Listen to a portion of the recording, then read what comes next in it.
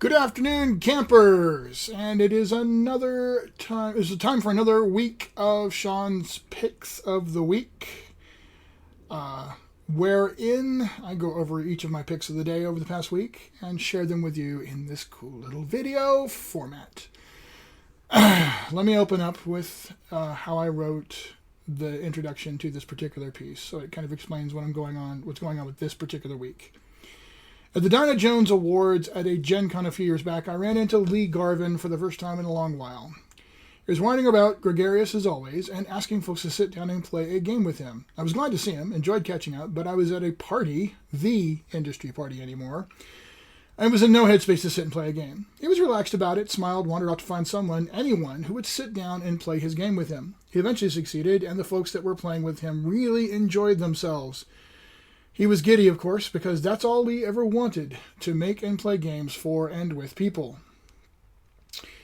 Badass Zombie Killers is the game he was sharing that evening, and it launches Toasting Lee Garvin Week as I do my part to share his legacy. As well, the proceeds will go to helping his brother Shay and others deal with his afterlife expenses and enduring the loss of their loved one.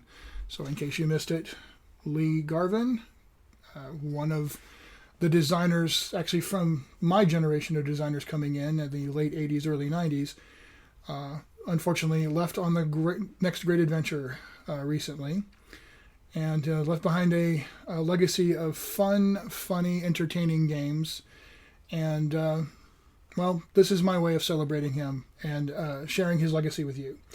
Badass Zombie Killers is actually a card game where you are preparing for the apocalypse, but it is really less about whether or not you can kill zombies, and it's more about how cool you look trying to kill zombies. And the fact is, you want to look cooler than everybody else, so there's a wee bit of that backstabbing, I will be the coolest badass zombie killer, not you. So, again, the people who were playing at the Dinah Jones Awards that night, surrounded by a huge party going on, were all having a fantastic time. I honestly wish I had sat down and played this game with him. The next pick, Build-a-Brawl. I'm actually celebrating the whole set. He got into doing a set of cardboard heroes, essentially.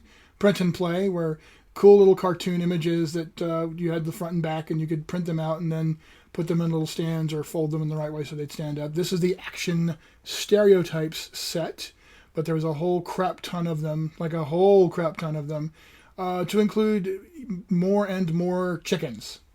Nobody's entirely sure why there had to be more and more chickens, including Lee. Lee was just not sure why he had to keep putting more and more chickens into this. But he did. But there was also all kinds of other cool action stereotypes in this set, and all kinds of cool bits and concepts and ideas. So if you're looking for a cheap and easy and adorable, fun, creative way to populate your game table, check these out. Next, Dravakor. Now, unfortunately, I could not find a good image for this, so I apologize for how awful this looks, but unfortunately, it was just... that's what it was.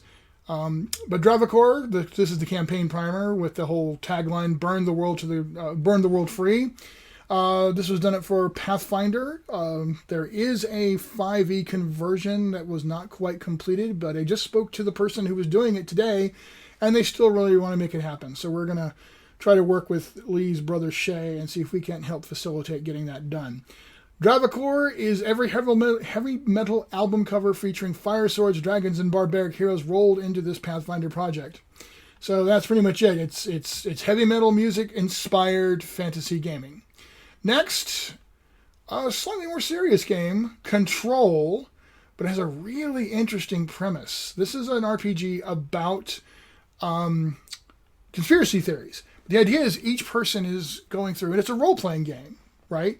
But each person is going through and doing their own investigations and accumulating their own understanding and power in regard to the conspiracy. And at some point, somebody in the group can step up and challenge the controller, who is the game master of the game, for control of the game.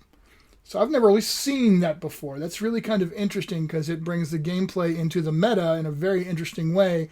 Whereas at some point, you become so knowledgeable and so powerful due to that knowledge of the conspiracy that you take over the game. So that's a really fascinating idea.